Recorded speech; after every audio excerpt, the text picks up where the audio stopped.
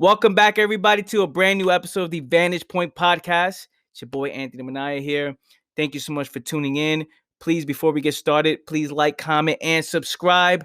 It helps with the growth of the podcast. And if you're listening to the audio version of the show, please leave a review on the show. With that being said, let's jump into it. The quote we're breaking down is those paralyzed by their own fears are quick to blame everyone else for the position they've placed themselves in.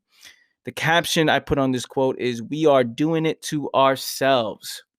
What happens when one allows fear to consume their life? They put themselves in a box, right? What happens when psychologically you're in this box? This box keeps you paralyzed. This box promises safety, comfort, and security, right? This box promises temporary pleasure.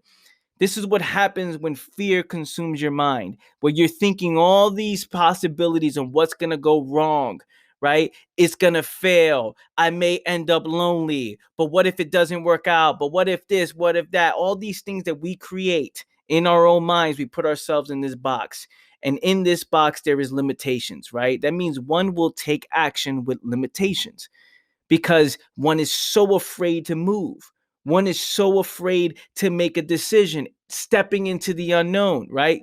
So we do it to ourselves. We're unprepared for the problems that come our way when we are consumed by our fears because we're living in the past, we're predicting the future, and we're ignoring the present, right? So our entire present is focused on looking for the best safety, the best security, the best comfort, the best temporary pleasure, right? In hopes that nothing bad happens to us or whatever the fears are in our mind, right? To prevent that from happening, one will always accept pain and misery. Just think about that, right? I'm willing to accept pain and misery because my actions are limited. I'm not willing to create the solution to my problem because the actual solution will require me to step out of this box I created for myself, right? So what happens when I don't want to step out? What do? It's easy to blame everybody else. Oh, it's easy to blame my skin. It's easy to blame, the government. It's easy to blame this person. Oh, it's because of them I'm in this situation.